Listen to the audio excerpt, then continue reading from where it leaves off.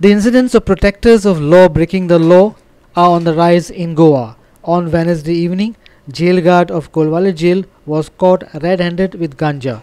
Inspector General of Prisons Rajendra Mirajkar said the jail guard would be dealt with as per legal provisions for this serious crime. This act of jail guard supplying drugs came to light when the authorities tightened the security at the gate. Jail guard Shambhu Naik was found with 106 grams of ganja when IRB police intercepted him.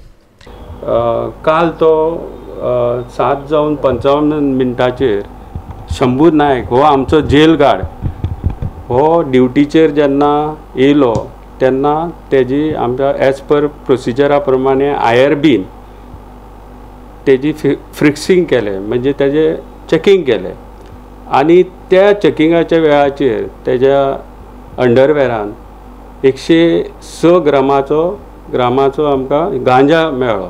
I received the report from the PI Amit Borkar IRBs आणि त्या प्रमाणे आमी ताका जे पळय कानुनी कारवाई जे प्रोसिजरान जे कितें एक्शन जाता ते आमी करतले.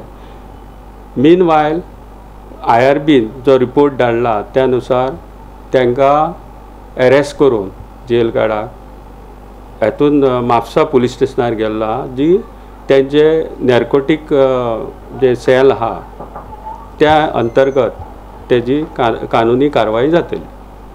आमी जेल ऑथॉरिटी पळय जाता तितले आमी स्ट्रिक्ट दवरपाचो प्रयत्न करता आनी जेन्ना आमचे जेल गार्ड जावं किंवा जेलर जावं किंवा आमचे बाकी ऑफिसर एक्झिक्युटीव जावं हे जेन्ना भितर सरता तेन्ना त्यांची सगळी कानुनी कारवाई करून म्हणजे फ्रिक्सिंग करून तांकां आमी भितर सोडटा.